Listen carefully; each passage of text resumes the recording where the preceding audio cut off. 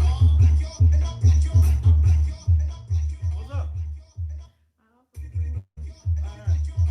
What we got going on here?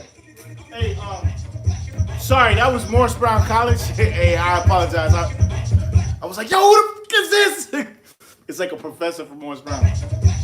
I gotta turn in an assignment. Sorry about that. Okay, what we got going on here? Minty Youth just said, run, DMC. We got any questions? Minister's watching. William Walls is watching. What's up, Walls? Vicky Dent is watching. Halima Hatch is watching. Billy Jackson is watching. Maya Trevlin is watching. Trelevin. All right, no questions? That's Watson, please join me in our partners. the only comment. All right, cool. No questions. All right, we'll get to the questions in a minute. Welcome. It's Wealth Wednesday, second hour of the Wealth Wednesday, second hour of Wealth Wednesday. So I'm excited about that. All right, let's get to it.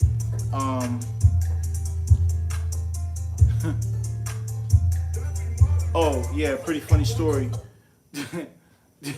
So this cat, I don't know where this dude was, Dallas, Texas, or whatever. He goes viral, right? Cause there was some females some ladies enjoying themselves in the restaurant. I guess this place is called Cocktails with a K. And so this dude has a DJ in the restaurant. And of course the DJ is like playing twerk music. So I don't know if he was playing Megan Thee Stallion or whoever it was. And so these chicks, you know, they're like, oh, okay, turn up. Megan Thee Stallion, right? And so yeah, they playing body. They playing this right here. Real hot girl shit. Real hot girl shit. You know what I mean? And so, of course, you hear this going in the club, in the restaurant. It ain't a restaurant no more. It becomes the Magic City, the Gentleman's Club, right? So the DJ is busting body, Megan Thee Stallion, and so the girls is like, hey, and they start twerking. They start like throwing it up. And so the owner of the club comes out, or the restaurant, the establishment, and he's like, yo, DJ, stop the music. And he's giving a lesson, man. He's giving a tongue lashing, like, yo, I done put a whole bunch of money into this establishment so we can have an upscale place as black people for the culture. I'm doing this for the culture. Everybody doing everything for the culture. Come on, man. It's the morning culture. We're doing it for the culture. Like, stop it, really. You're doing it because you're trying to figure it out. No problem. I get it. He's an attorney. You know, he got a little business mind. But here's my question. And I'm going to leave it alone. I asked this question on the radio this morning. I said, yo, man, if you was doing this for the people to have an upscale, you know, place to enjoy themselves, why do you have a DJ? No knock on the DJ. You know what I'm saying? I mean, come on. Come on, man. Seriously. Like, I could never knock the DJ. But, like, if you wanted to be upscale, why not replace the DJ with the maitre d'? That's a thought. Well, Dr. Anderson, what the maitre d' is? Sir, do you have reservations? That dude, right? That's the maitre d'. That's the cat that's in, may I help you? Good evening. You know, oh, there will be no hanging of the pants of the behind. You need a belt to enter. That dude, right? That person's called the maitre d'. Like, where's that dude? If you ain't got that dude, you're not upscale. You're not going to get no Japanese Wagyu from Cocktails, right? Come on, man. So I'm just like, yo, like, people kill me with this, man. They're like, yo, we demand this, that, and the third, making demands. Like, let people live, man. It's a coronavirus, man. It's a pandemic. If you got a DJ and the DJ's twerking, amping up the ladies to twerk, and they start twerking, you can't really go off on them like that. You got to kind of... Anyway, I digress. Let us move on. All right, let's get into what happened on December 1st. A lot of things went down on December 1st. I want to put some things on the board so we can really talk about some things. And then in the third hour, I got something for y'all as it relates to science, technology, and some opportunities. We'll get into that. All right, whiteboard session on the way. I know last week some people wanted me to get into these self-directed IRA scenarios. I'm going to put 5 scenarios on the board. We're going to go through these scenarios one by one. These are actual live scenarios. I know some people were like, man, you know, I want to get involved. How do I get involved? How does this work? Blah, blah, blah, woo, woo, woo. Let's get to it. So the first thing that I'll put on the board would be myself, okay? So this is an ESA strategy. I talked about this on the radio this morning in terms of what I did for the kids. This stands for educational savings account.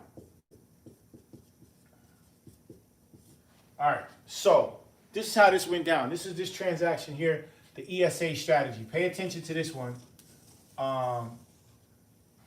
So I'm in a precarious scenario. My kids are not going to traditional school right now. They're actually in school, but they're just not in the school system. So we pulled them out of the school system because we're concerned, obviously, as parents about this corona. And I had to do three things. I had to cut more than three things, but three major things. I had to, number one, pay for a curriculum. And then I had to, number two, pay for a facilitator and or like a teacher to facilitate the curriculum. And then I also had to pay for the space. So we had to lease out the space and do all this other type of stuff with the space. All right. So in that scenario, I've kind of created some bills. Okay. So what I want to show you is how I'm mitigating that for educational expense for the children. So we'll say the facilitator is times 2. Okay, so facilitator is about $2,000 a month, and then the space is $1,000. All right, so let's just say $3,000 a month. $3,000 a month times 12 is $36,000 for the year. All right, so the educational expense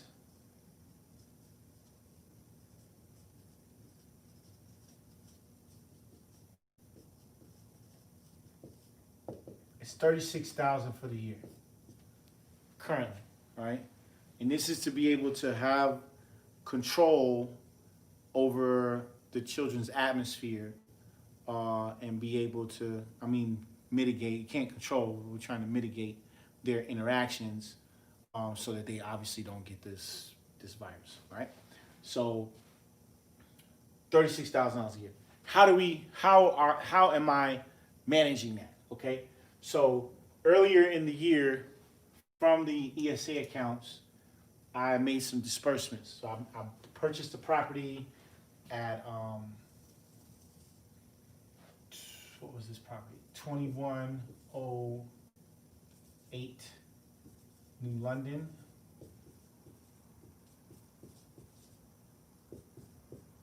All right.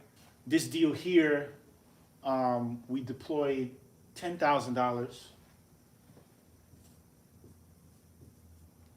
Okay. This house is worth like 650 G's. But we ran into a little bit of a problem because as we tried to file to be able to cancel out the mortgage, two things happened.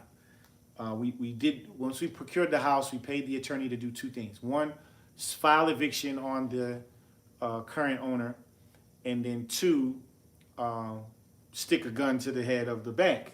So we stuck up the bank and we stuck up the person who was living it.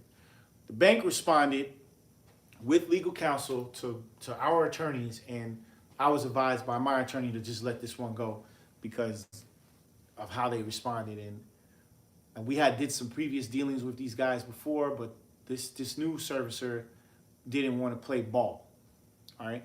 And so they basically sent us back a letter saying that they were owed like $780,000. It was crazy. So that argument was just, it wasn't worth the fight. My attorneys didn't want to fight, so they were like, hey, just let this one go. The second thing that happened was that the current owner who lives in the house they wasn't trying to get out of their house. So we had to go to court. We had to do all of this litigation, blah, blah, blah, whoop. And so we wound up having to mediate and put the gun to their head. And they basically was like, hey, what do we got to do? And we shot a number across, which was like $100,000. And they was like, we ain't doing that, but we'll do 50. And I was like, okay, cool. So that 50 that they agreed to goes back into this ESA account. Actually, the ESA, the HSA, Roth, and the Solo. Oh, sorry, there was 2 ESAs in play. So this is how this deal went. And some of y'all might remember this transaction earlier this year. I think this went down in July. So we got the ESA here for child 1 and ESA 2. All right, so this is how we structured this. This is very important. I structured this like this. I took $2,500 out of here, $2,500 out of here, $2,500 out of here, $2,500 out of here, $2,500 out of here. All right, so this totals $12,500. So some of y'all say, well, Dad, Doc, I thought you paid 10 for the house. I did, but I also had to litigate, so I had to pay the attorneys, 2 different attorneys. So that's what this other $2,500 went. So it's 1, 2, 3, 4 was the 10 G's that went here. This went to the lawyers. All right. So now we were hoping to make 100 to 200 G's on this transaction. We didn't. Whatever. We're getting 50 back. So when that 50 comes back, class, it'll go back in here. Excuse me. All right, and we'll divide the 50,000. 1, 2, 3, 4, 5 ways. Okay, so that means that $10,000 goes into this account, ESA 1. $10,000 goes into ESA 2. $10,000 goes into the HSA. $10,000 goes back into the Roth, and $10,000 goes back into the Solo. All right. So even though we didn't get the house, we still use the strategy, thanks to our attorneys who are incredible. We still use the strategy to be able to extrapolate some kind of a profit anytime you can turn, $10,000 3 to 5 times. That's crazy. Like you hit a home run anyway. So that money back tax free, 50 grand, tax free goes back into these respective accounts. Okay. So now we got, part of the dough to cover the cost of education for 2021. And we haven't even started the school year yet. So with that being the case, I did another transaction on the 1st, which was yesterday. Okay. And that's what I'm gonna put on the board. So I was kind of just giving you the prelude to what actually had happened. And now I will show you what is going on moving forward.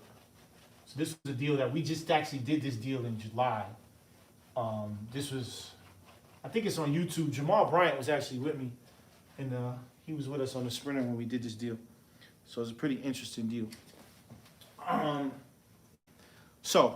Okay. So right now the educational expense is $36,000. We are at 20. Okay, so December 1st, tax sale.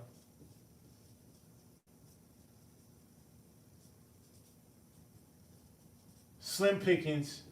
Nothing's happening in Fulton County. Nothing's happening in Gwinnett. Nothing's happening in Cobb. Nothing's happening in DeKalb. DeKalb's courthouse ain't even open yet. Ain't nothing happening. So we had to go all the way out to Floyd County, Rome, Georgia. And we picked up this spot on 4 Alberta.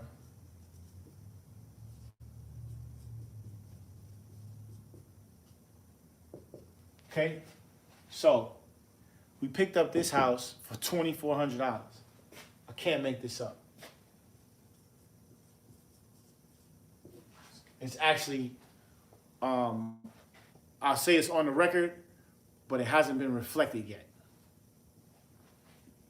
So this house, I mean, it ain't, you know, it ain't no mansion, right? It ain't Puffy's house. But there is some activity going on in the neighborhood. There's a new construction going on across the street. And, you know, I believe it's like a 3-bedroom, 2-bath, lot of land. It's on a really pretty big lot. If we go out there and bring the Bobcat out there and clear the lot down, we could probably get about 25, maybe 35,000 for it. All right. So ESA 1, which stands for Educational Savings Account. ESA 2. Okay. Each account respectively invested on this opportunity. What is this? $1,200.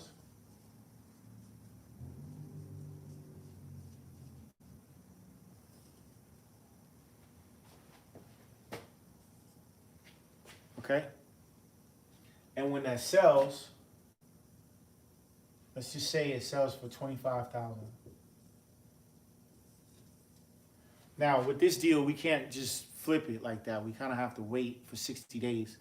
This was an in-realm judicial foreclosure. So there's 3 types of buckets. There's a 12-month bucket, a 60-day, we'll call it a 90-day bucket, because even though they say wait for 60 days, it takes them another 30 days for it to pop up. So there's a 90-day bucket, 60-day in-realms, and then there's judicials. And those are immediate, but we'll just give them another 30 days to do what they got to do. So even though this is an in-realm, you know, this would go back into the respective accounts, which means coming back to this account is 12.5. Coming back to this account will be 12.5. So there's already 20 coming back to the account, and you add another 25 to that, that puts the account at 45. Okay. And so now you got 20 plus the 25, that's 45, right? And then your expense is 36. So there'll still be $9,000 left in that account. Now, it even gets better, because there was another deal that went down today, right? Where I did a deal, and that deal that I did is under contract for a property that we bought out of the Solo 401k. And the property next door to it, the person who's buying the property that I'm selling is interested in the property next door. And so obviously we called the owners and got in between that transaction. And they're willing to sell that property to us for $5,000. So I'm gonna do that deal out of the ESA account. I'll take $2,500 from both accounts and do $5,000. And then when the we sell the property, obviously for $35,000, those $15,000 will be going into each respective account. So I say all that to say, we'll have another 30 coming in the account. So it'll be 30 plus the 20 that's coming in, plus this other 25 that are coming at the top of the year. So now you're talking 75, but we got to back out our expense for educational expense, 36, which is still 39 grand in the account. That's a lot that can be done. So this is just how, you know, I'm kind of handling education, because I know, let's just say I got to pay $36,000 a year for the next, 10 years, 15 years, right? That's $500,000. So, and then that's not even covering college, right? So just add another 5 years to that. So let's just say we round out at about 750. That whole educational expense can just be absorbed from just doing this, right? And this is a educational savings strategy. This is a very powerful strategy, and like this is stuff that's happening right now. Like we cannot even make this up. This is stuff that's going on right now, and it's all about positioning your IRA account. So all right, so this is my this is what's going on. This is how I'm handling my educational expenditures. So I want to talk to you guys before we go into the next strategy about any questions, comments, or concerns that you guys might have about the educational savings account strategy. So hold on.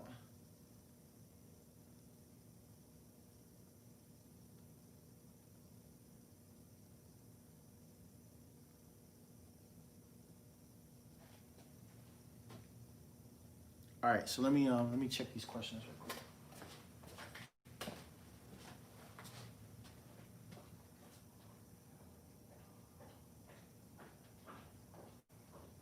All right. Oh wow, a lot of people watching. I guess we don't have any questions. All right. Can you tell us about these questions here? Oh my gosh, I'm sorry. Or on the Instagram. But check this right here because I think we have some questions. If not, I'll move on. Yeah, we do. Hold on. All right. Damon the Real McCoy said, Doc, what's the company that makes that COVID killer machine you mentioned last week? Oh, y'all still talking about that? I guess they're not going to stop talking about that. And I'm actually putting that into the quick hit strategies because that's a dope strategy.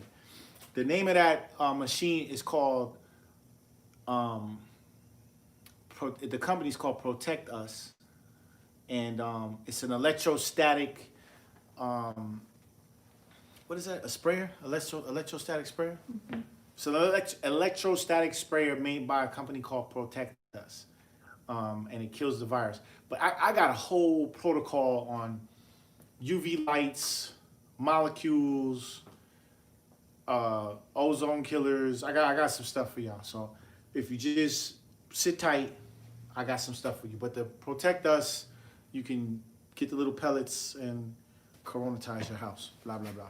Another question on YouTube. Mm-hmm. Zoom Testing Services, Inc. Said, me and my spouse will be getting a $200,000 settlement on the first quarter of 2021. Ding dong. What should be our first, second, third move? We have a mortgage and paid in full vehicles. Oh, they have a mortgage. Mm-hmm. Is there life insurance in place? Oh, well, I'm asking, is there life insurance in place? Question number one. Let me answer this question right quick. What would I do?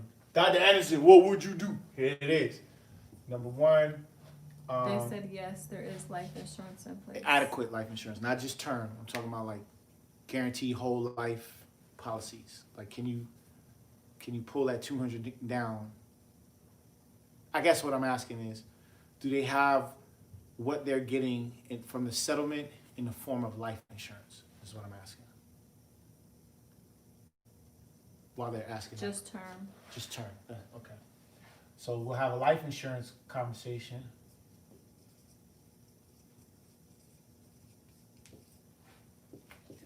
Reason why I say this is because I'm not a fan of banks, and I like life insurance policies to do deals out of. I like doing deals out of self-directed IRAs, obviously, ESA accounts, HSA accounts, solo 401ks, Roth IRAs, because those cap gains go back into those accounts respectively, tax-free. I also like doing deals out of the life insurance policy, whole life, guaranteed whole life insurance policies, because if I got 100, let's say the 200 G's comes in, hypothetically, you put $100,000 in on the wife and $100,000 in on the husband. Just split it up, right? The face value, the death benefit, obviously you had $100,000 in, would probably be like 1.5 million, something like that. The living benefit would be the $100,000. Now I know for sure New York Life will match that dollar for dollar and give you access to your $100,000 in 24 hours. But let's just say 48 hours or whatever. So now you got a $100,000 line of credit on your person, on your life, right? So if I got $100,000 on my life and I got a $1.5 million death benefit, now I could go do deals. You know what I'm saying? And I don't have to have mortgages that are attached to the bank, okay? I don't have to have people searching my name on my credit report trying to figure out what I got, right? Because the insurance policies are basically me calling them on the phone, taking out a loan against my policy, and I can control the term. This is the great thing about the guaranteed whole life insurance policies. I can set the terms. I can, like a bank deal, you got to go through underwriting. They got to swab your mouth. They got to check your credit. They got to check what zip code you in. They're going to do a risk factor score, actuary score. They're going to do all of these scores, and they're going to give you unfavorable terms. Whereas if I just call my insurance company, they're going to tell me to set the term. I call New York Life, they're going to tell me, here's your term sheet, fill it out. So I'm going to put 0.025%. I think the minimum is 0.5%, but I'm going to just try 25% and let the underwriter tell me to go change it. But if they accept it for 0.25% a quarter, I'm going with that. And I'm going to give myself 30-year term. You know, it's just a loan. Like, so it ain't even like a disbursement that I got to deal with taxes. It's a loan that I'm taking out against my own life. Okay, so that's totally mitigated. Now I got 100 G's. I'm going to the tax sale, right? I'm investing that money, huh? And then all the cap gains that come out of that 100,000. Let's we need 100,000. Let's say I just do 20,000, and I still got 80 in there. I go put that $20,000 in the ground, turn that 20,000 into 100, right? I put the $20,000 back. Now I got 80 G's. I got 80 G's that I can pay the house down with. You said you got a mortgage. The whole deal right now is to get rid of the mortgage, right? So what would I do if I had 200 G's coming at the top of the year? I would get additional insurance and or set up retirement accounts. Is there adequate retirement set up? Let's talk about that.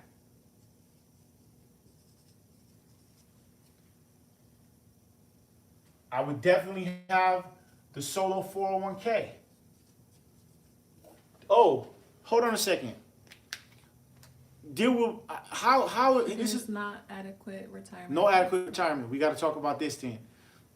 What type of disbursement is it? Is this a settlement from a legal dispute? Is the disbursement going to be subject to tax, to income tax? Because if so, I would forego. I don't really like to forego the life insurance since there's already term in place. But if they got to mitigate the obligation on the taxes, legal settlement. But it depends on the language of the legal settlement. Yeah. Sometimes legal settlements are subject to tax. That's a whole nother, like IASA situation. But long and short, we'll have to have some additional conversations about that. But let's just say this. To avoid any potential tax on the disbursement, I would definitely set up the retirement accounts, and I would definitely do solo 401ks. If there's no retirement in place, before I did the life insurance, let me change my my protocols here.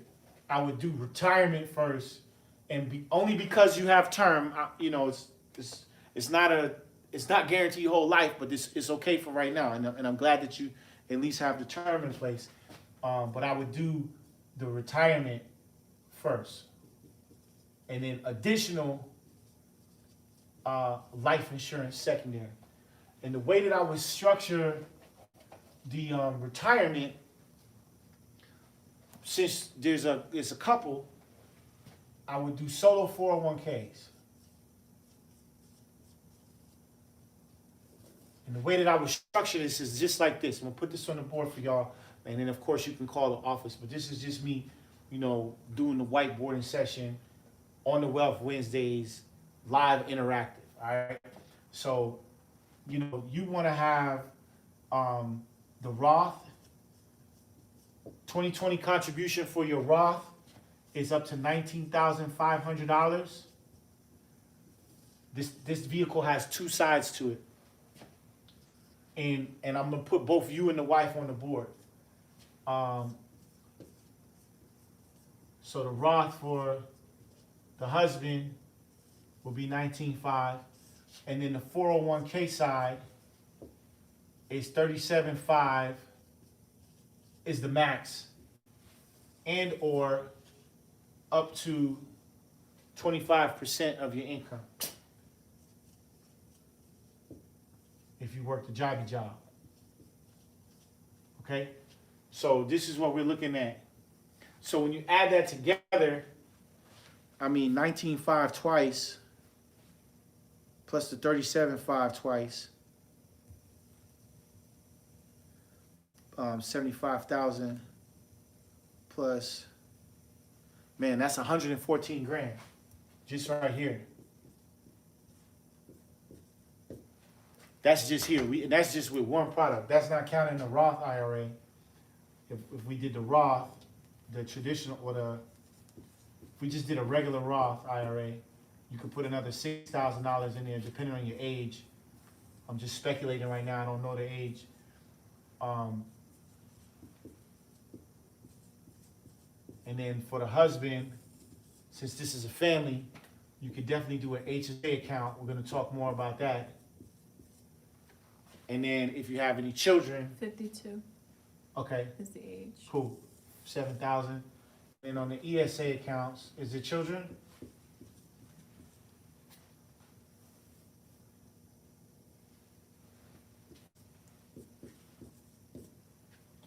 So we got another.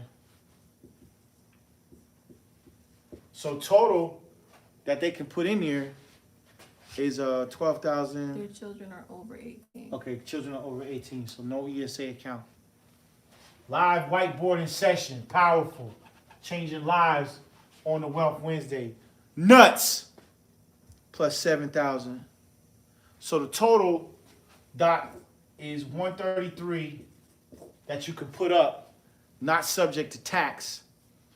And the other 70 grand, you could put into insurance or whatever. This is, I'm not telling you what to do, but if 200 G's fell out of the sky at the end of the fourth quarter, 2020, I got to mitigate that because that's going to be a taxable event, as my CPA calls it. And so we got to figure out what to do with that. So this is 133 grand that you can put in here tax free. And then that other 133 minus the 200, minus the 133, excuse me, that other 70,000. Wait, I'm doing this wrong. 200,000 minus 133. Yeah, 67,000, sorry.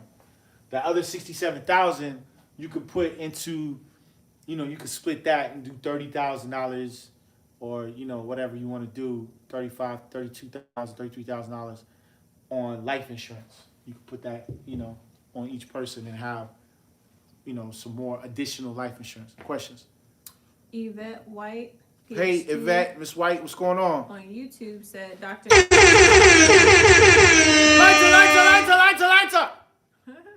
Yvette White, what's going on? Dr. Anderson, when you say take funds, are you referring to a whole life insurance that has been paid up in full?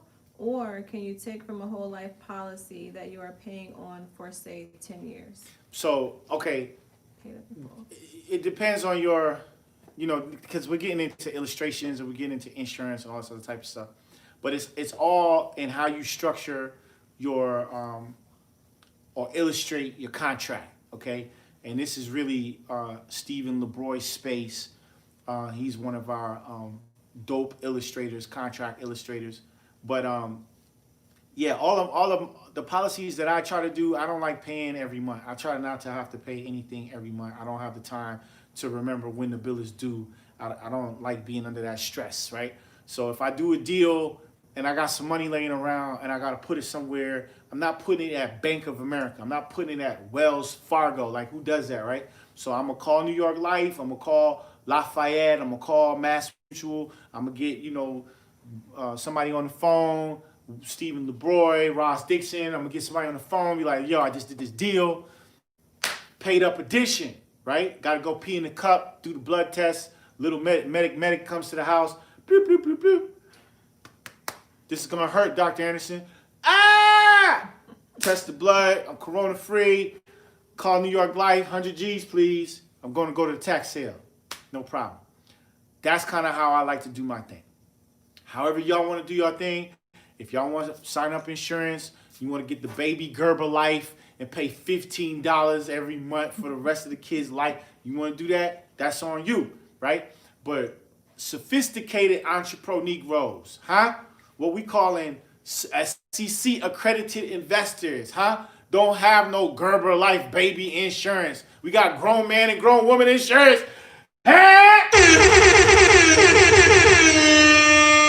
Paid up editions if you can. Unless, you just like paying the bill every month. But the life insurance bill is one of them bills that you just don't want to forget. You know what I'm saying? Well, man, didn't you pay this shit? Well, we had a lapse. They did. Well, no, we had insurance, but it was the coronavirus. But they did. We gotta use a GoFundMe. But did you have a policy? Yeah, but I forgot to make the payment. Now I gotta take up a collection. If you got the money, just go ahead and give it to them, man. It's like paid up edition. Any other questions? Maria Trelevin said, yes, love this, teach professor. I'm just saying. I mean, if you got it, just give it to them. You're gonna get it right back. Zoom Testing Services Inc. on YouTube said, trying to bypass taxes. You on it. Thanks. Talk to you soon. Hey, listen, class, I'm not teaching bypassing taxes. Okay, I'm all for paying your fair share. In fact, if you go to the usdebtclock.org, I believe that a national debt has exceeded $23 trillion. And using U.S. standard principles of accounting, which is what the U.S. debt clock takes into consideration, they don't use governmental principles of accounting. Governmental principles of accounting, they do things different on their balance sheet. So if governmental principles of accounting are in play, that really puts the national debt at like $80 trillion, right? So if you divide $80 trillion by the 320 million Americans that are here, that means everybody owe like $500,000 to the Fed. But only a third of the 320 million people actually pay taxes. So that puts the burden at over $1 million on the tax-paying populace. So at some point, that's got to be dealt with. There's a lot of fear that says, people are going to the government's going to dig into that pool of retirement money that's just sitting there that CalPERS has quantified as about $280 billion right now. But, we got to figure out how to pay our fair share. Now, I'm not saying don't pay the government. But I am a big proponent and advocate for understanding what your fair share is. Okay, I'm not saying pay $750, but I'm also not saying pay $250 grand. So tax mitigation strategies is something that I'm into. You know what I'm saying? I get off on that, and this is really going to be a really good time, this December, January, February time, because even though during this next 13 weeks. I'm in creative mode trying to finish up products. I'm also in reconciliation mode, which means that I'm also going to meet directly with John Heyer in Puerto Rico, who's one of my tax attorneys. I'm also going to be meeting with my CPAs. I'm also going to be, meeting with other major tax attorneys and going over strategies for what it is that we got going on here to mitigate. So what I'm getting at is, I won't say I'm really, really good, but I'm on my tax mitigation square. Yeah, I don't know if some of y'all remember last year about this time, some mail came to the office and they was talking crazy. They was talking some astronomical number like 500 grand. that we owed, that the company owed. I was like, man, this is crazy. And I started crying. You know, I was all like, I'm not doing this no more. You know, I went to Mr. Roberts' house. I was like, yo, Mr. Roberts, I need some help. George Frazier's in there. He's purporting my tax bill. He's like, look at my mentee. He says, David, I'll never forget this, walked in the door. David, how you doing? George Frazier. Hey, how you doing? I was like, you don't look so well. What's going on? I had just got this letter. You got a letter? Who's it from? Let me see it, George Frazier. Let me see this. And you know, when he starts drinking, George likes cognac, right? So George be on the yak, right? But he's a classy yakker, right? So he be on that brown. So he's like, David, what's wrong, son? Oh, let me see what you got going on here. So George has these glasses, and he always pulls these glasses down like this. Damn! 500,000. Is this right? You owe the government $500,000? George takes the bill and goes to Mike. Hey, Mike! Mike's talking to Lisa Ray. Hey, Mike, come on over here. Look at this. David owes $500,000 to the Fed. Look at this. So George is taking the bill around. He's drinking his yak, taking the bill, showing everybody. I'm like, dude, George, can you give me my bill, please? Thank you. So anyway, Mike pulls me aside, and you know, I'm like kind of crying or whatever. I'm like, man, how do I handle this? You know, George got jokes. He's like, you pay it, or you go to jail. But Mike is giving me real advice, right? Michael Roberts, right? He's giving me real sound advice. So I'm like, all right, cool, boom, boom, boom. So we were supposed to go to Africa. Well, not we were supposed to. They were going to Africa. Mr. Roberts, Boyce Watkins, Jamal Bryant. Everybody was going, and I was actually booked on the trip as well. But because of the situation, I decided not to go and go to this seminar in Puerto Rico with this gentleman named John Heyer, and I met a whole bunch of people there, and I was able to like get my bill slashed in half before I even left that place.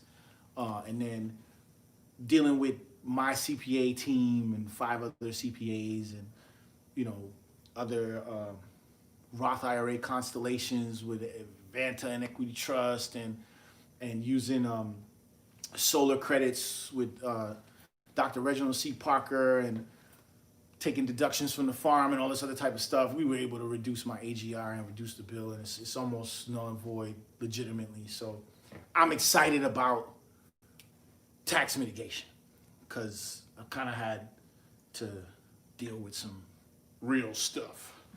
So anyway, that's my story as it relates to tax mitigation and those kinds of things. Any other questions? Yes. On Facebook, Akila Redmond said, how do you file taxes on properties from opportunity zones? How do you file taxes on properties from opportunity zones? Get the right. Yeah, well, first of all, an opportunity zone, if you read the opportunity zone fund and how that works, would suggest that investment dollars reside in that opportunity for 10 years. And when they come out, those gains are not realized. But I would say if you have a question about opportunity zone funds, please call the office. If you have any, because these are really intimate questions that y'all are asking tonight. But I would say call the office. We have a really dope resident CPA. We've got a resident CPA. We got a resident lawyer. We've got resident attorneys. We got resident abstractors, title abstractors. We got resident researchers. We got a resident broker, commercial and residential broker. We just got a really dope team. And so that all has to do with realizing the investment after or depending on when the investment was put into the specific opportunity zone fund and when it's coming out. So that's a definite CPA question. One of the reasons why I'm actually going to St. Thomas is because of tax purposes. So that's a whole nother class and dissertation. But our business is actually based in St. Thomas, U.S. Virgin Islands. So the way that our tax scenario works is that at the end of the day, whatever the number is, we got to pay 10% to the U.S. Virgin Islands. which is kind of dope because Biden is talking like, 39%. I don't know. Trump tax plan is like 21%. So, if 10 million comes through the House and it costs 9 million in bona fide expenses, there's $1 million of a capital gain. We got to shoot $100,000 down to VI. That's how that works. So that's my plan with everything else that we're doing. Another question. Rayford Kelly. So I said, why are we bringing the horn? We ring the horn for the partners. When the partners call in and they got questions, we bring the horn. So every time we shout a name out and it's a partner, we ring the horn. But yo, Ray, what's up? What's this question? So Dr. Anderson, What when up? you open up all of these accounts, does that start the write-off for the particular year? It does. For that particular year. So when he's saying all of these accounts, I'm assuming Ray's talking about the Roth IRA Constellation. Yo, let me tell y'all something. One of the things that really changed my life was a self-directed IRA conference. I think it was 2017, about 3 years ago, in which I learned about what Mr. Kelly is inquiring about. It's called this Roth IRA Constellation.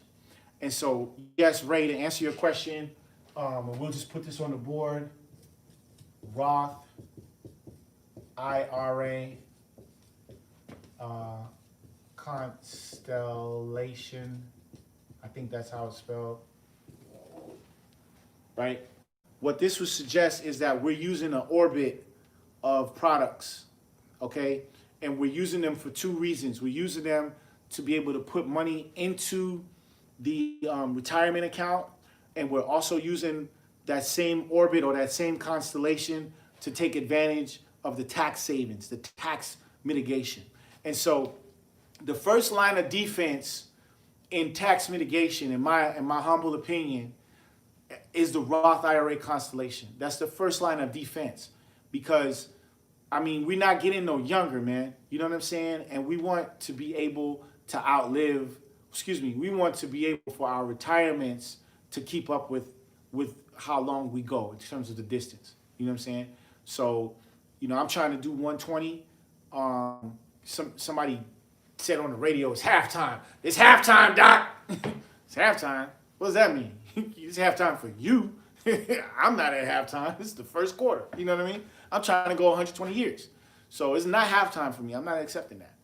But either way you want to put it, it all boils down to tax mitigation. And honestly, I'm of the notion, after going through what I went through last year with these taxes, I am of the notion that properly structured plans, properly structured businesses, with properly structured tax mitigation plans, there's no stress. Like, we shouldn't be stressing out about stuff. Like, and it's crazy because when people be like, yo, I got this bill, and they shoot themselves in the head, they kill themselves over something that could have, if they had information and knowledge, it could be mitigated.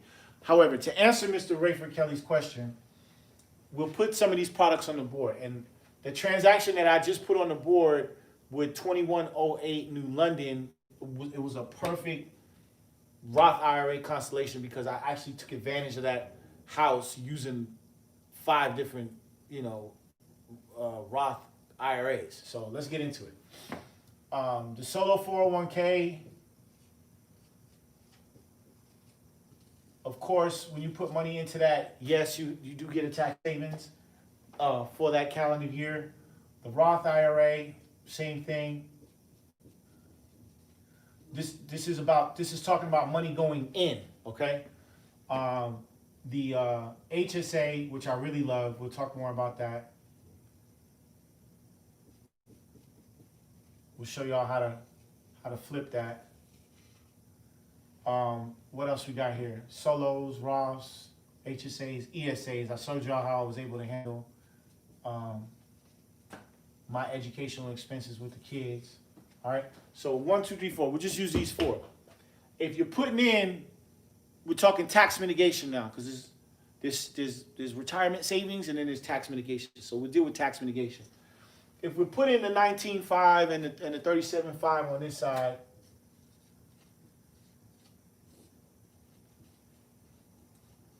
and then we got the 6,000 here, and then we got 7,000 here, and 2,000 here.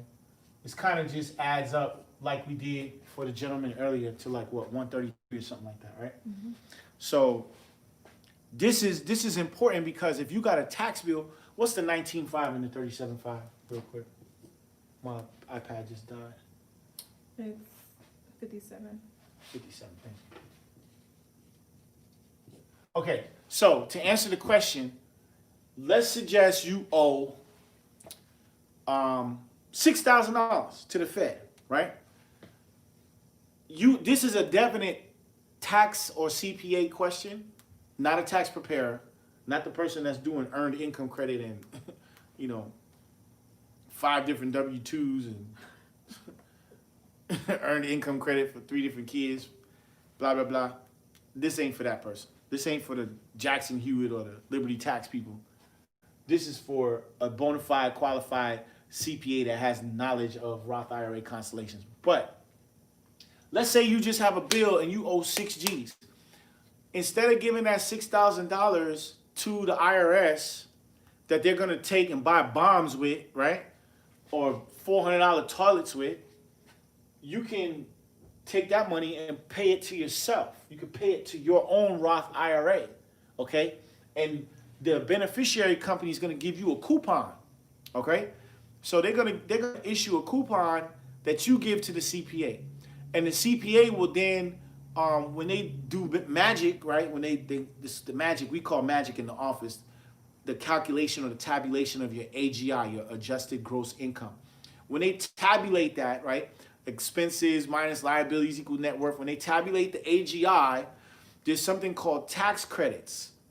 And the tax credits come into play as the AGI is being tabulated. And so whatever the tax credits are, and I don't know, I can't say what your tax credits are because I don't actually have your tax return and all the information that goes in with it.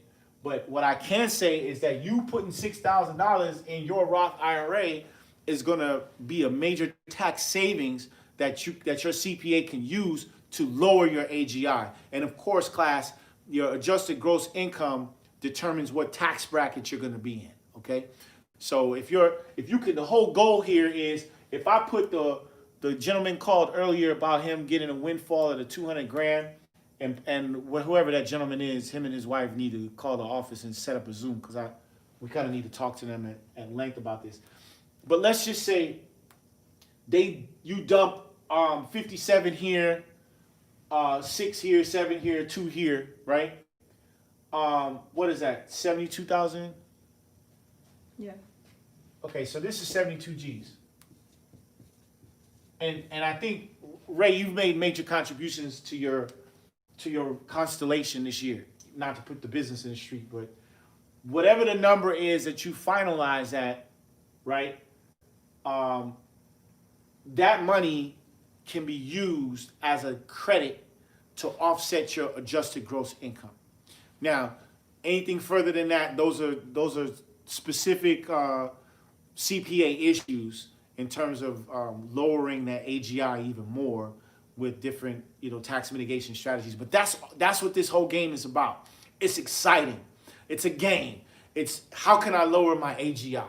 Like, that's all this is about. We want to lower the AGI. How can we do that legitimately? And I'm not talking about Nuwabian strategies, Hotep, my brother. I'm a sovereign man related to Sacagawea, and I founded the West, and I've been disenfranchised, Your Honor. And so because I've been disenfranchised, Your Honor, and I believe that my lineage goes back to Sacagawea, Your Honor, I ain't gonna pay no taxes, Your Honor, because you know what I'm saying? You haven't properly compensated me, and you don't got no juris over my diction, Your Honor. You understand what I'm saying? So I ain't gonna never pay no taxes, Your Honor. And you know what they did to Wesley Snipes, right? They was like, man, wait a minute. I can pay.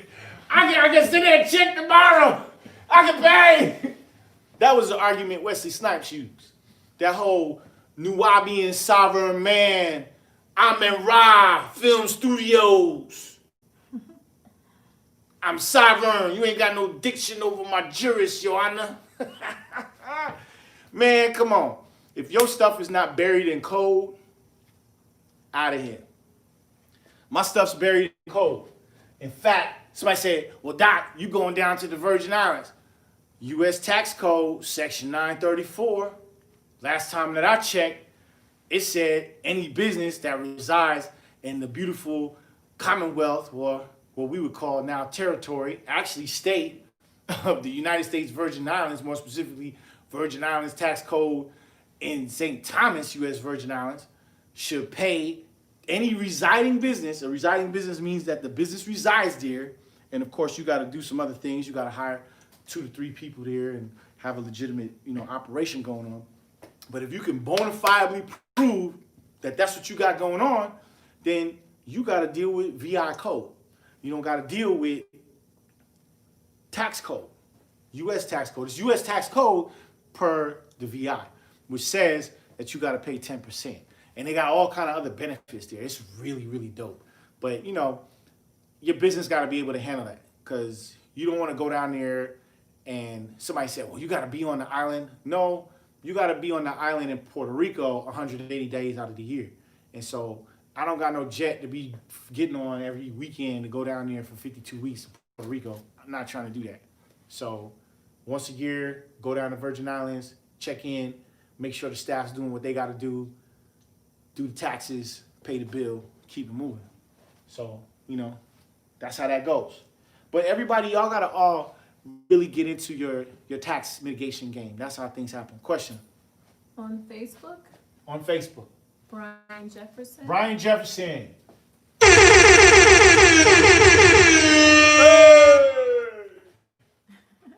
Dr. Anderson, I'm guessing you said, can I get an invitation to the tax conference and the cost? The tax conference and the cost. I paid like 5 racks last year. And I came late because I was at Mr. Roberts' house. But I mean, email us. I'll send you the info.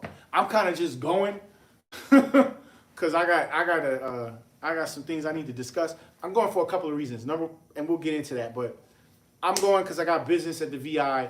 I'm going to go see my tax attorney in Puerto Rico, and then the radio scope in Archipelago just collapsed yesterday at 8 a.m. So I'm going to go talk to them about what happened there. So I got some things going on, but you can go online actually to John Hyre. John spells his last name Hyrer. Hyre, excuse me, John Hyre. He's in Puerto Rico. If you go to Facebook, you can go and check him out.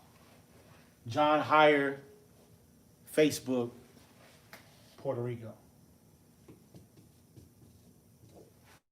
I think it's called tax something. Yeah, taxreductionlawyer.com. That's my lawyer. Tax reduction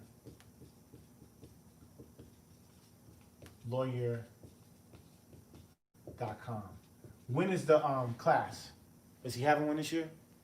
I'll look it up. Yeah, find out. But Brian Jefferson is the information. Taxreductionlawyer.com. John Hyre, Puerto Rico. I wouldn't try to call him on the phone. I would go see this dude. I mean, you could call him on the phone and do a Zoom, but I would go see this dude.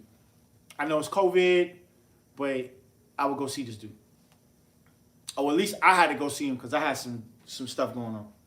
And, these guys are magicians, man. So, and they deal with code. Like John is taking full advantage of U.S. tax code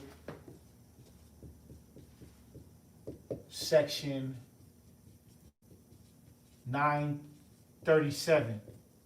All right, this is the source on what he's basing his ideologies on. 937. This 937 doesn't work for my business right now because 937 would suggest we got to be on an island 187 days out of the year. That's like half the year. I love Puerto Rico, ho, but I ain't trying to be there 187 days out of the year, and you got to prove it. You know what I'm saying? So you got to have the flight captain, the manifesto. You got to show that you was on the island. Ain't nobody got time for that. So I'm kind of digging VI because, I don't got to be there. I could still maintain U.S. citizenship I got family down there. My business is down there. You know, it works better for what we got going on. It gives us flexibility. I don't have to disclose, outside income because it's kind of still U.S. So, I don't want to get into the whole offshore thing on Nevis and Bahamas and all of that money laundering type stuff. I ain't trying to do that. So I'm on U.S. soil and I'm taking advantage of U.S. tax code. So that's what we got going on. Any other questions? Rayford Kelly just said, great to know. I'm getting it now. Teach doctor. Oh, yeah, we getting into it. They asking the questions Jefferson next. said, got it. Thank you. All right, yeah, John Hart. That's if you got problems. You know what I'm saying? So I'm trying not to have any more problems, or, so I go make the rounds. So this is why this planning period is super important, man. Planning period is super, super, super important. All right, we were talking about any other questions before we move on?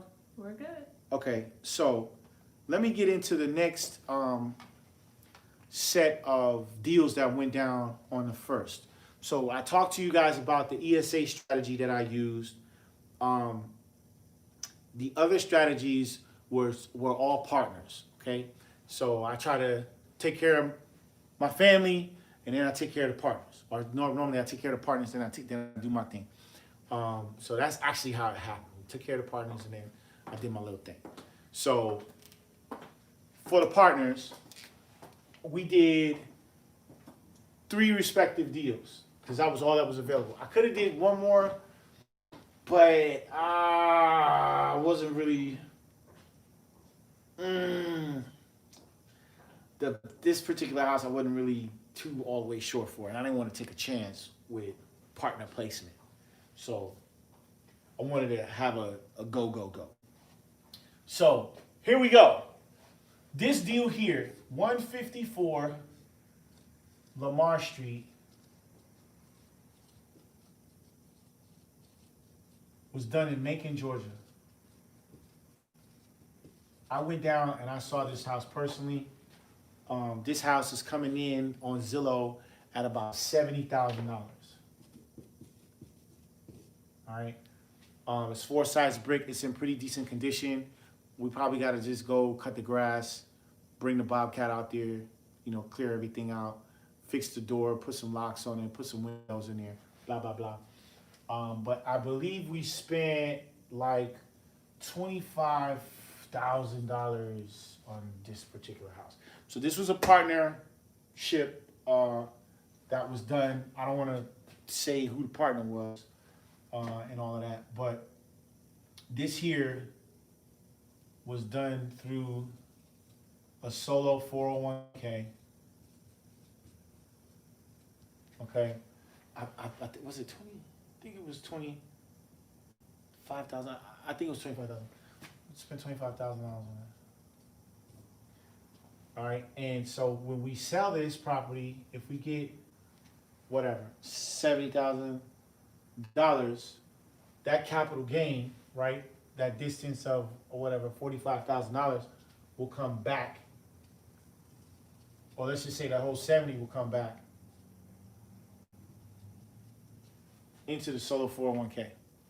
All right, so partner would have recovered their initial investment, and this particular individual came in at above the $100,000 mark, so they're actually a full partner. So there's a split on this.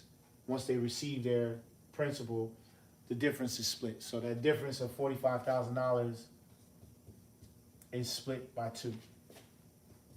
So they, in essence, will receive their $25,000, all right, and then another $22,500 on top of that. Just call it $22,000 because you got some fees in there. All right, so 22 and 25 puts them right at about 47,000, and they deployed 25. All right, and they didn't have to do nothing. So this is an active transaction. This happened December 1st. Macon, Georgia. Excited about that. All right, so We got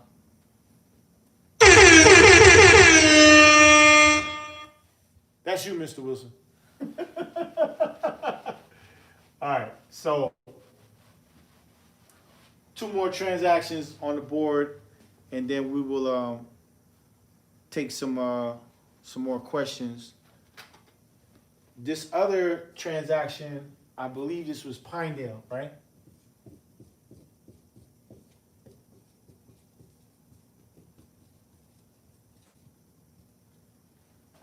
I think it was Drive, Macon. Now, I'm hoping we can get a comp for, yo, I need a comp. I want to say it was 75,000. All right, same situation here. This one came out of a Solar 401k.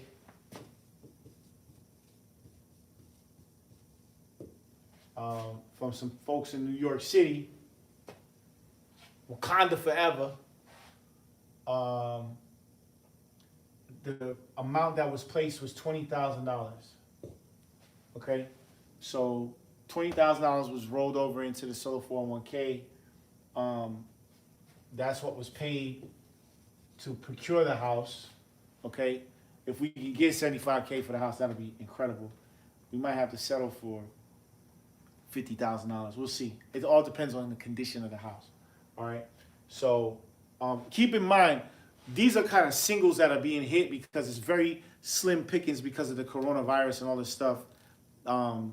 Inventory is kind of sketchy right now. So we're just kind of, trying to make real smart placements in areas that we know we can get funds in and out, right? Not too much risk. Okay. So this $20,000 is tied up on this property right here. Even if we get 50 G's for the house, okay, that's $30,000 coming back here. That when you divide by 2, you can add 15 here, 15 here, okay? So this account goes up to $35,000, right? And if you keep finding deals, keep deploying money, funds keep going back into the IRA, that's how wealth is built, okay? So this is actually a live transaction. This happened on yesterday, so we're excited about that. And the last property that was purchased was, it was 2nd Street. I think it was 1137 2nd Street Lane. Okay. And oh man, I forgot how much we spent on this one. I think it was 10,500. So I think we spent also a Solar 401k.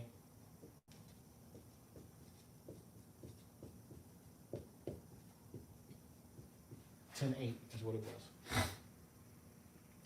This property, we might get 40 G's for it. But even still, that's a $30,000 profit. So somebody who deploys $10,000 and gets,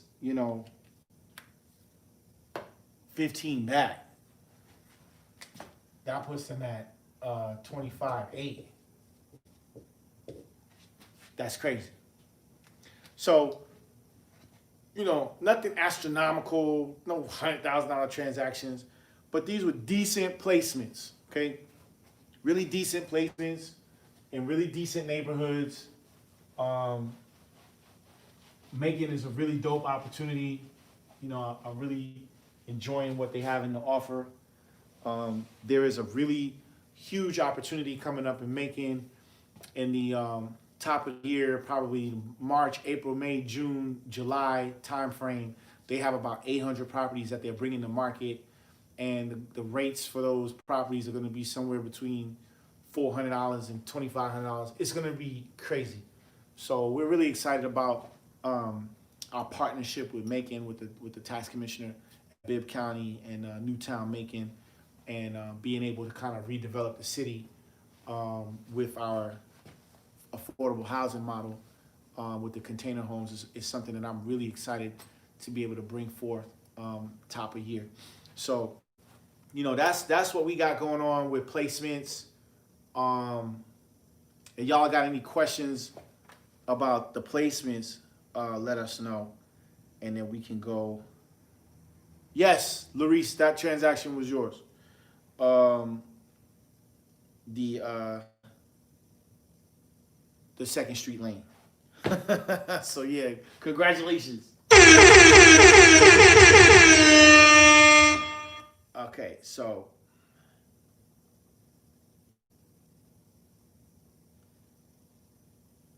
all right, so we will we'll take some questions, and then as we get through these questions, we will hit our last point for the night, and then we will get out of here. Let me see what's going on. You're killing me.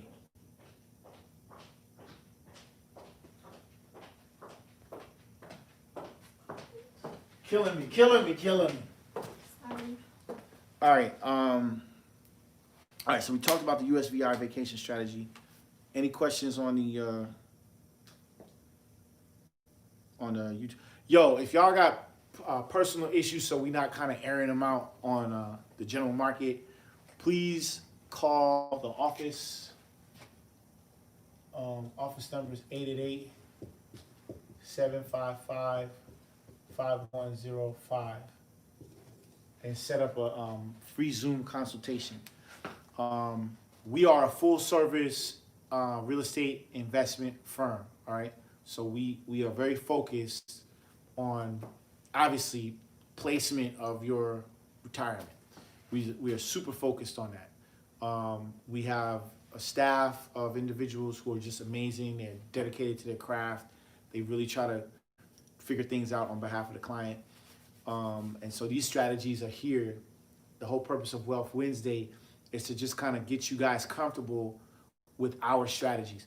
We do not accept what the status quo tells us that we need to do. Like, I'm not taking my taxes to Jackson Hewitt and Liberty Tax. I'm not doing that, right? I'm getting on a plane and I'm going to Virgin Islands, and I'm then getting on a transfer plane from VI to Puerto Rico, San Juan, to further deal with, further suppression of the income state. Well, not the income statement, of the mitigation process. All right. So we are very serious about mitigation. We're very serious about investment, and we're very serious about your retirement, and we're extremely serious about life insurance. So those are kind of, our sweet spots. And of course, real estate investment. So if there are things that you're interested in, please go to the realestategrouppartners.com. If you want to get familiar with our capabilities, what services we offer. I mean, there's about 12 different services we offer that are specific to investment.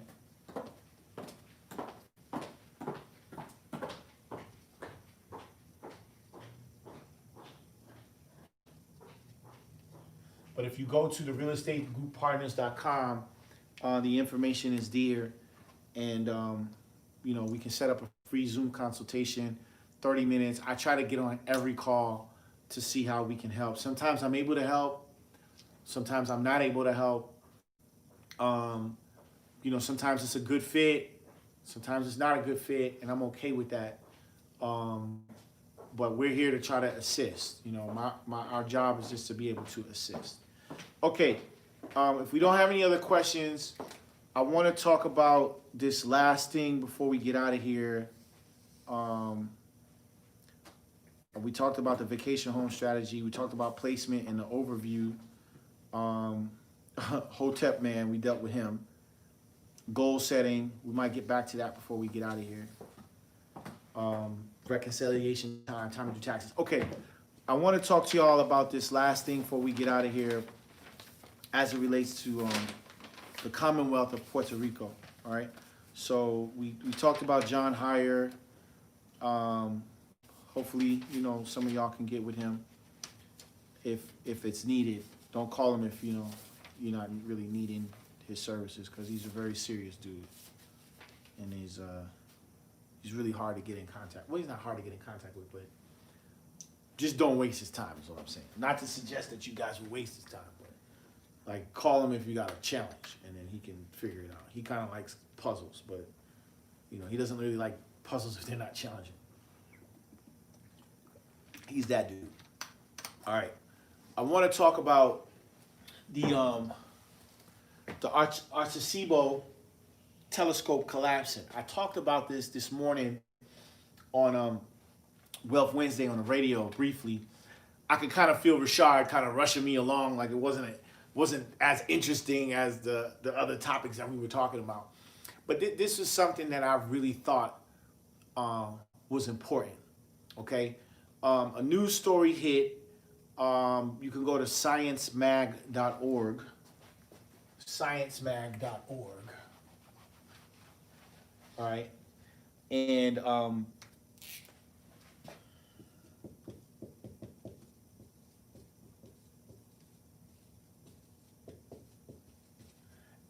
it was about a 57-year-old radioscope collapsing in the Commonwealth of Puerto Rico. All right. Now, what's very important to understand is that there are telescopes and there are radioscopes. Okay. A telescope is important because it allows us to look into the heavens, right? So like last night, I don't know where y'all were, but last night the moon was full from like the whole night, to like 5 in the morning. I think there was like a lunar eclipse. I think it's still happening right now.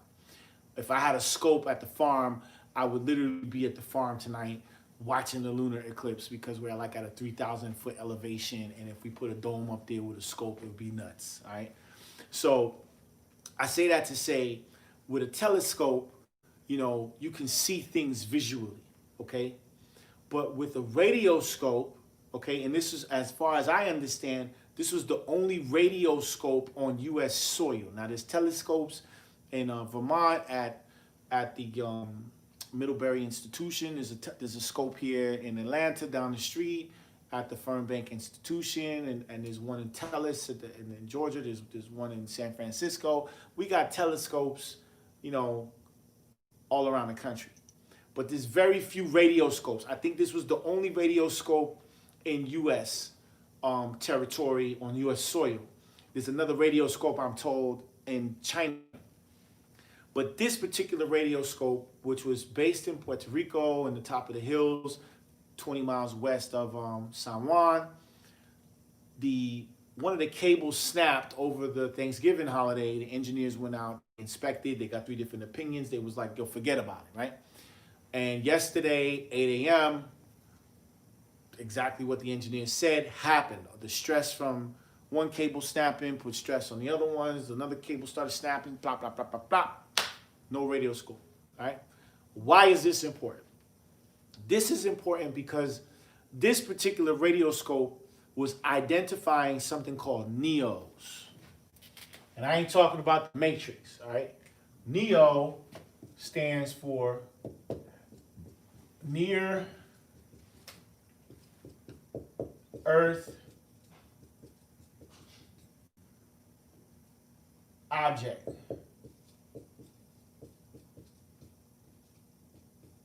All right? Near Earth objects. Now, apparently, we are under a threat all the time from NEOs. We are under threats, hear me out, from near Earth objects all the freaking time. When objects come into our atmosphere, if they're a little bit too big, I think if they're bigger than, a mile or something like that, they can cause all kind of havoc. Not even a mile, a half a mile is what I'm told. A near Earth object that actually gets through our stratosphere and doesn't burn up, it can cause the next, extinction. Crazy, right? So the premise is, get this, Space Force, which was initiated by current administration, and at the time of this broadcast, our current administration is under the leadership of Donald Trump.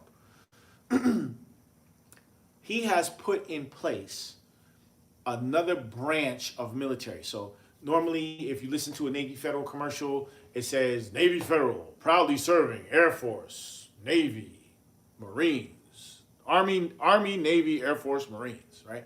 That's what the Navy Federal commercials have been pre-Trump administration.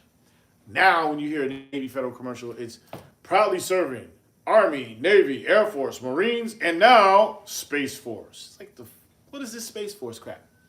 Space Force is in place to shoot down the NEOs that get through the stratosphere. That's what their whole job is about, okay?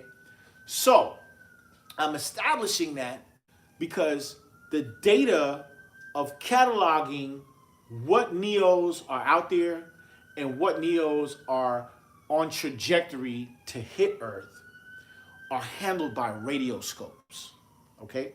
So if you don't have no radioscope, right, it's going to be real hard for you to identify NEO. Now, you can identify NEO with a telescope, but the radioscope shoots the radio signal out, hits the object, and the information comes back. It's a kind of a bouncing forth and back radar radio, data collection process. So the radioscope can get the trajectory, it can get the speed, it can get the rotation, it can get the orientation, it can get all of the tations and put them together and tabulate and say, you're going to be screwed in 9 hours, in 15 minutes. That's what the radioscope do. The telescope can't do that. Okay, so now that we've established that, we have to now establish the importance of having access to a radioscope. And the school in Florida that was managing the scope that was in Puerto Rico, now, there's like 200 or 300 astronomers out of a gig. I think it was like 120 astronomers on site in Puerto Rico, and then there's another like 200 astronomers off-site, Florida, all around the U.S. that were utilizing and accessing the information and the data that was being collected from this radioscope. So I brought all of this forward today on the air, even though it's outside of the scope of real estate, because I really feel that this is something that we need to pay attention to, okay? And the reason why I'm saying that is because the Tesla stock is not just going up because they got some new fly electronic car, okay? Or Lonnie Johnson just redid the new battery, okay? Tesla stock is not going up because of that. Tesla stock is going up because of the speculation that is attached to these NEOs, okay? Because one of the NEOs that was identified per the radioscope that was in Puerto Rico is a asteroid the size of Massachusetts. This was the last known asteroid or NEO, near Earth object, that was identified in Arecibo telescope. Was an asteroid the size of Massachusetts that was 100% metallic. Okay, we talked about this on Wealth Wednesdays a couple of weeks ago in the volume 2. I think it was like week 6, 7, or 8. Volume 6, 7, or 8. Volume 2, episode 6, 7, or 8. I made a joke about this, all right? About this metallic asteroid.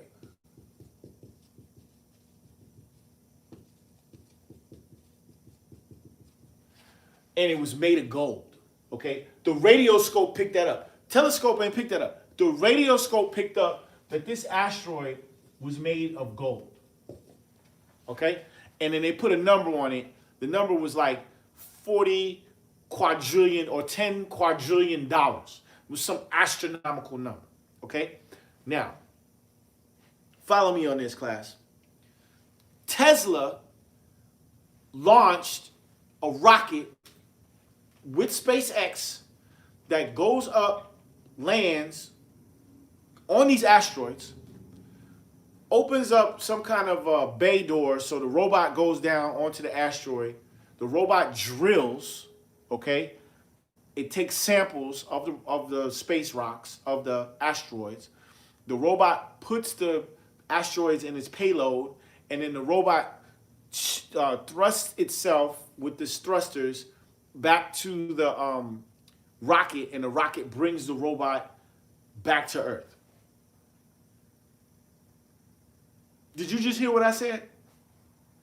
The white man has identified an asteroid made of gold as big as the size of the state of Massachusetts. Google this, man. I can't make this up. And they are literally sending rockets there to drill and bring that material back to Earth. They're saying the value is astronomical. Okay? So these are, you know, it's all about controlling natural resources, right? You know, T. Boone Pickens, I talk about this all the time. I'm on the record talking about this. T. Boone Pickens buys the natural water rights to the waters in the Great Lakes. Who does that? Huh? Who buys the water rights to the Great Lakes? Nestle Company is in California, taking all the spring water, all the natural spring water. Huh? The Department of Natural Resources controls all of the natural resources in Georgia. If I want to go fishing, right, I got to go get a license from Walmart to go put my rod in the water. Right? I got to go get a man $20 because the Department of Natural Resources controls all of the natural resources. They are the law enforcement off the pavement, and they control that. Now the white man is going into space, and he's going to control, or is attempting to control, the natural resources in space. And Negroes got gold in their mouth. They got gold rims, twerking. That's what we worrying about. That's our conversation. Our conversation is, oh, don't twerk in my restaurant. If somebody wants to twerk, that's what they want to do. That's their prerogative. Let them twerk. I'll say twerk on. Didn't they make a song that says, twerk for me, baby? Oh, twerk for me, baby. It was like a lean on me type thing. Twerk, twerk for me. Twerk for me. That's what they doing. If you want to twerk, twerk. Right? But what I'm here to tell you as we get ready to end is that we do way more than just tap dance and rap and sing. We do way more. We are not a myopic people, right? And you cannot sit here and tell me that there's an asteroid headed for our planet that they say worth $10 quadrillion, and you can't sit here and tell me this and don't think that ain't nobody studying that. Can't nobody put no money together to put no radioscope here, somewhere in North Georgia or Tennessee mountains, and get some of that bread for research? Ain't no black people interested in astronomy? You gonna sit here and tell me all we interested in is the Mike Tyson fight and what Snoop was talking about? Like, ain't nobody thinking about near-Earth objects and what happens if the scope in Puerto Rico can't find these daggone Neos? Like, ain't nobody thinking about that? I'm just saying, I can't be the only person. Like, I ain't talking about, I think about this all the time, but I be thinking about this some of the time. I'm just saying. I mean, we in the research game, right? I call my homie R.W. Bray. He over the Space Force.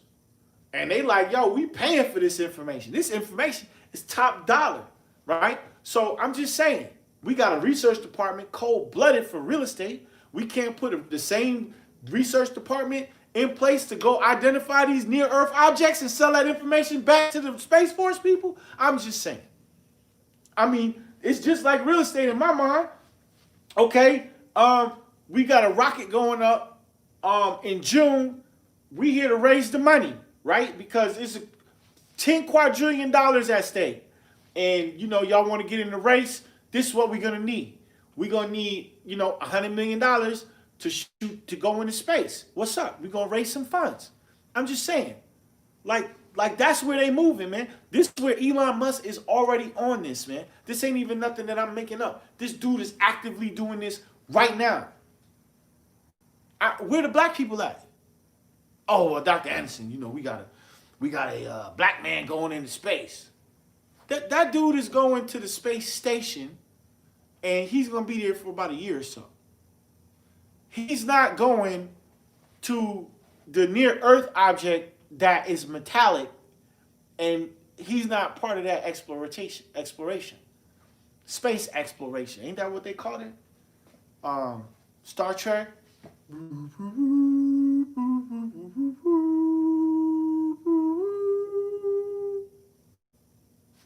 I'm just saying.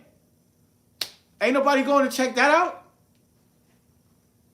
So, I ain't here to be all spooky. I ain't here to try to, talk to y'all about the aliens.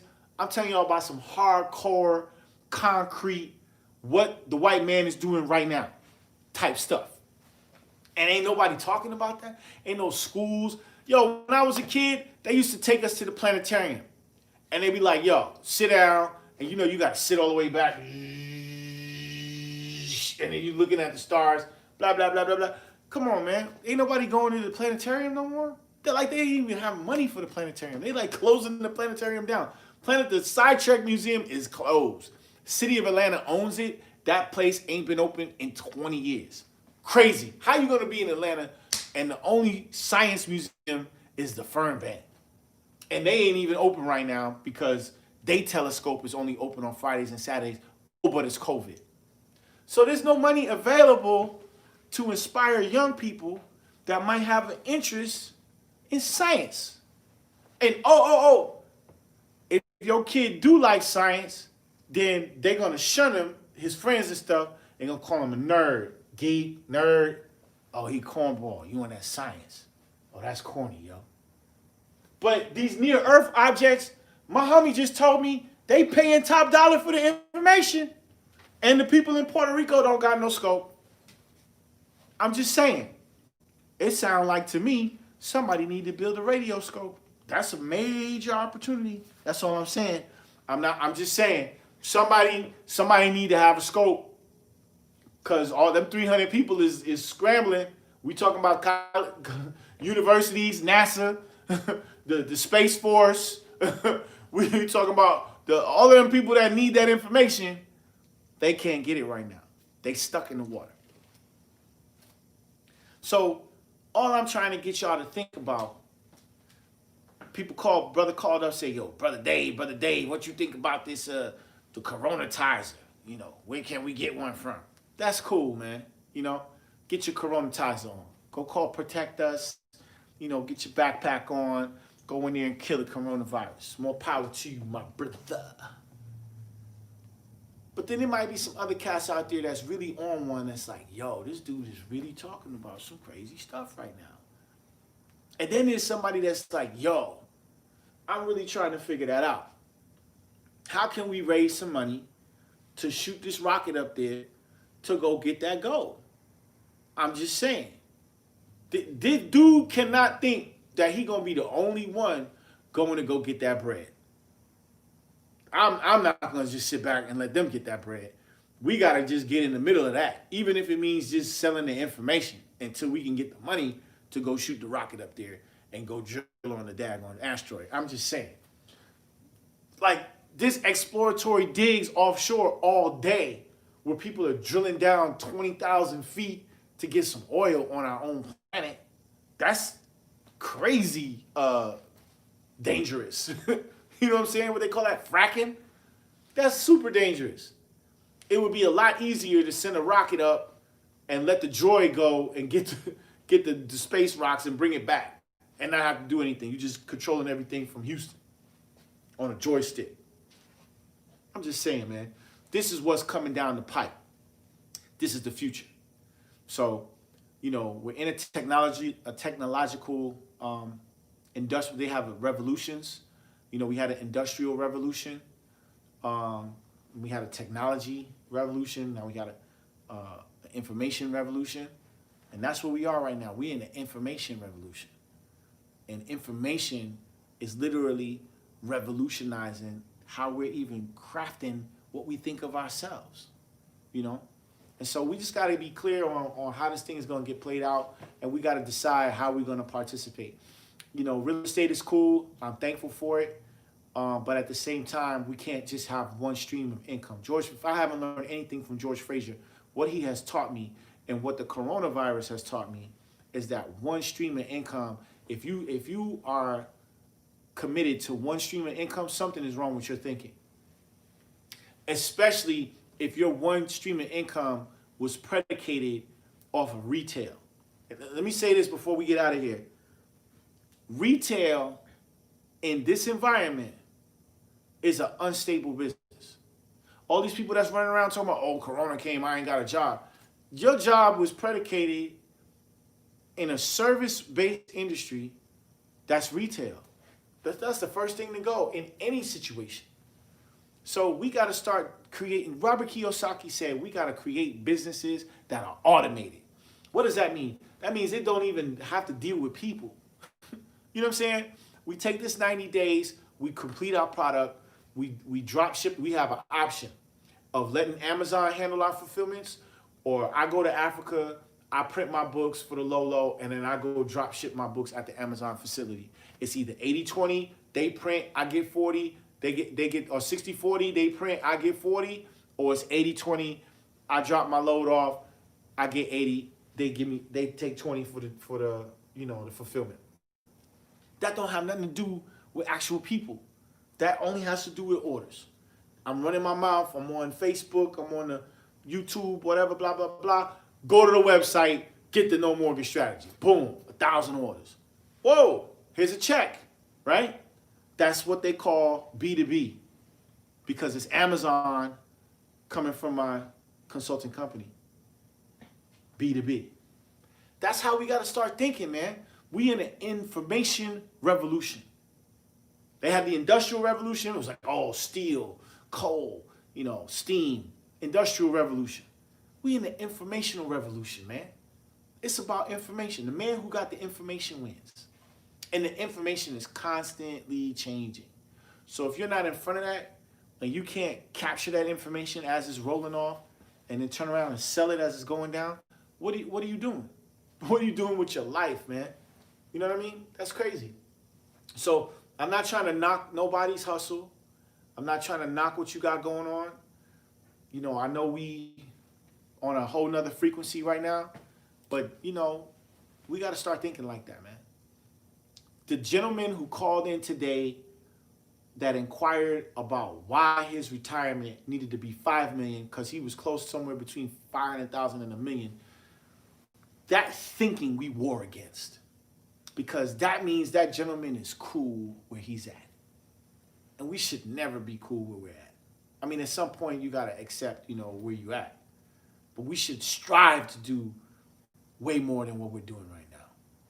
These people told us that our net worth for black people is $19,500. Negative. That's what they said our net worth is. I don't believe that. Ain't nobody around me net worth is that. My cousin net worth ain't even that. You know what I'm saying?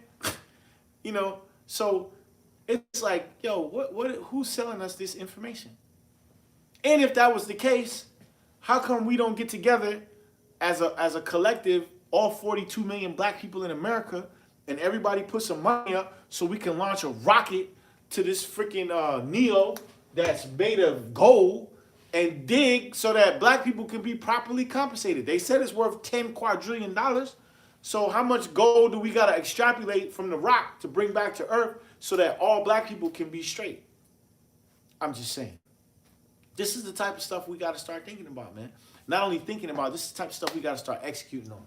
Because all of this stuff that they telling us right now, it ain't working for us, man. They telling you to go use a mortgage to buy a house. Like, that's not working for you, man. You got to struggle every month to pay the $2,000, $3,000, $4,000, $5,000 a month. And now you got dreams of being an entrepreneur? Dreams of being an entrepreneur. Man, get out of here with your dreams. You got to pay the mortgage every month. And brothers, let me tell you something.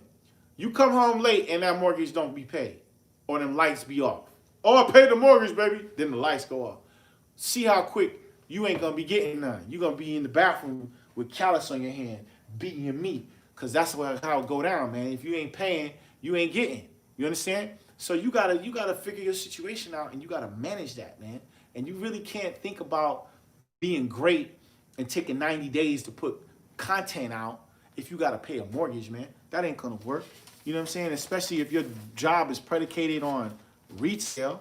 Come on, man. People who are in the retail game, they struggling right now. You know what I'm saying? So, you know, real estate, we're lucky because we're in an industry that allows us to work anywhere. You know what I'm saying? If we want to be in the office, cool. If we want to be in the house, cool. We can do whatever we want to do. But we all have to be in industries that are insulated. And we all need to practice what George calls multiple streams of income. It's a practice. Just like doctors practice medicine and lawyers practice law, entrepreneurs practice, hear me class, we practice developing multiple streams of income. That's our job as entrepreneurs. If you didn't know you was on the job with the corporate America and you just now tuning in and you didn't get the memo, I'm telling you right now what your job is. Your job is to create multiple streams of income.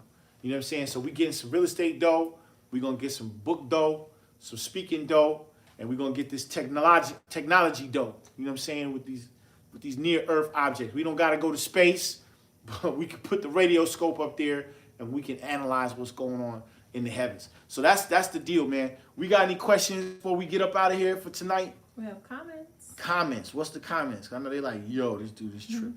Brian Jefferson on Facebook What up? said, totally ahead and with you on all the space investment. Space holds infinite resources. Infinite resources. That man will find a way to utilize these resources.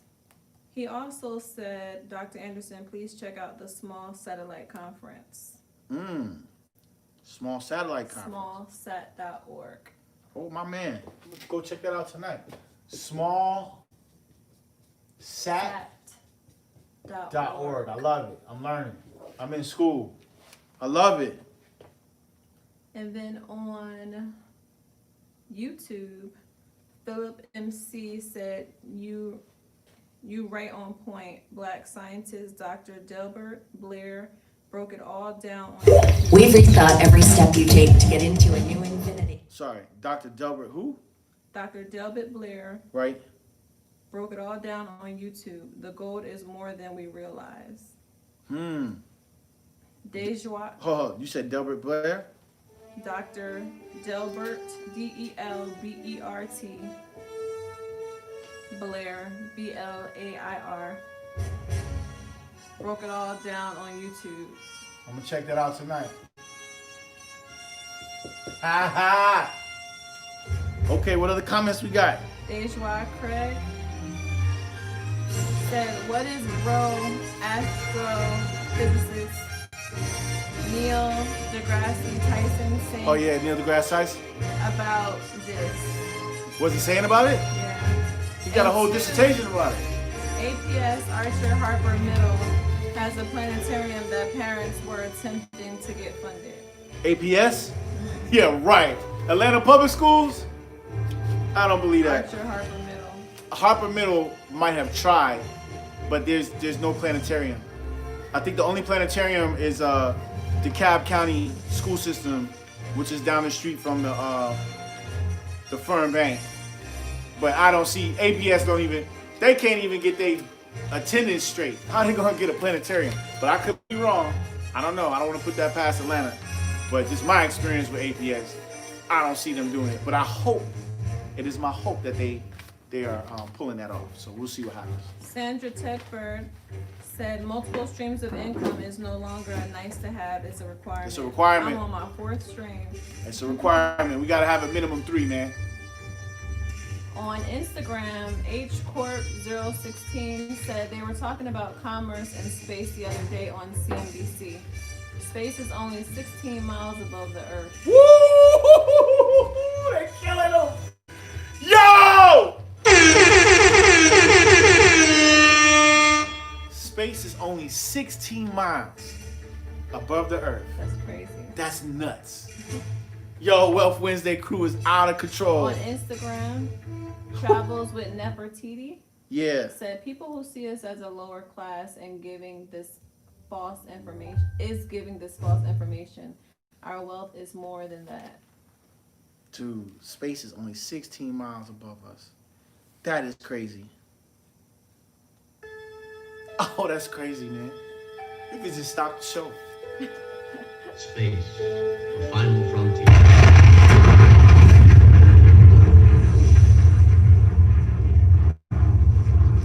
These are the voyages of That's crazy. Starship Enterprise. Its 5-year mission to Anything explore else before we get out of here? Any other strange questions, comments? to seek This has out been a new dope life, show, man. Y'all been real civilization, interactive tonight, man. I to appreciate that. boldly go where no man has gone before. We good? We're good. All right, y'all. I appreciate y'all.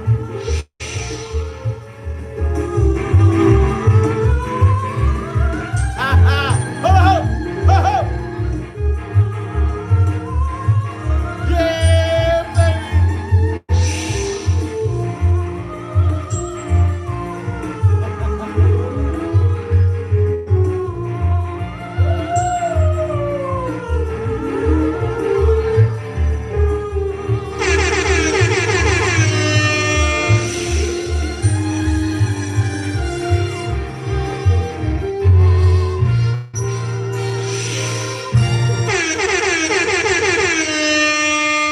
Appreciate y'all.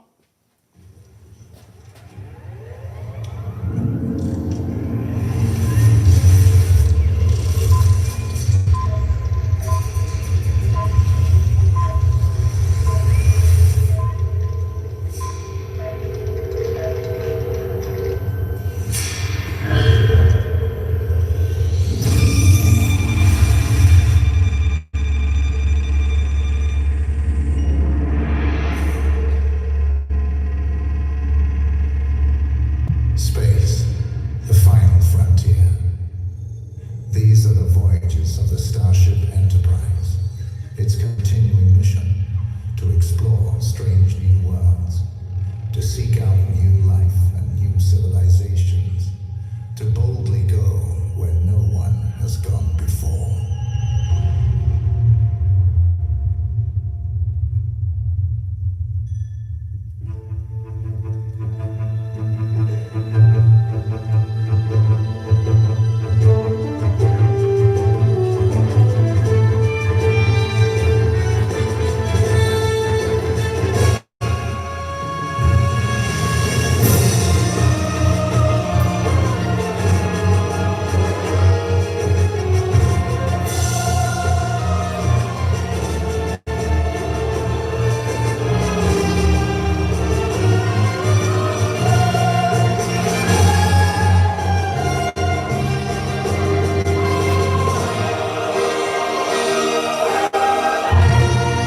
All right, y'all gotta go home.